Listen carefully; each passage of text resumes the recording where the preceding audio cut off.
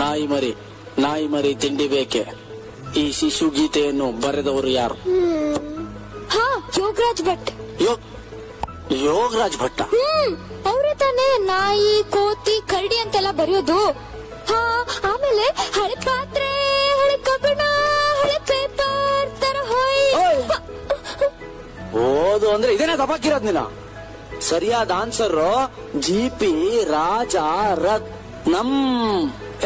ನಾನೇನಾದ್ರೂ ನಿನ್ ಜಾಗದಲ್ಲಿ ಇದ್ದು ನಂತರ ಟೀಚರ್ ಸಿಕ್ಕಿದ್ರೆ ನನಗೆ ಚಿಕ್ಕ ಹೊಡೆದಂಗ್ ಉತ್ತರ ಕೊಟ್ಬಿಡ್ತಿದೆ ಗೊತ್ತಾ? ಹಾಗಾದ್ರೆ ನಾನು ನಿಂಗೊಂದ್ ಪ್ರಶ್ನೆ ಕೇಳ್ತೀನಿ, ನಿಂಗ್ ಶಕ್ತಿ ಇದ್ರೆ ಉತ್ತರ ಕೊಡು ನೋಡೋಣ. ಕೇಳೋದೇನು? ಒಂದು ಪ್ರಾಣಿ ಇರುತ್ತೆ, ಡಿಟೋ ನಾಯಿ, ಆದ್ರೆ 3 ಕಾಲಲ್ಲಿ ಓಡುತ್ತೆ. ಯಾವ್ದಪ್ಪ? ಕ್ಯಾಂಗ್ರೂಗೆ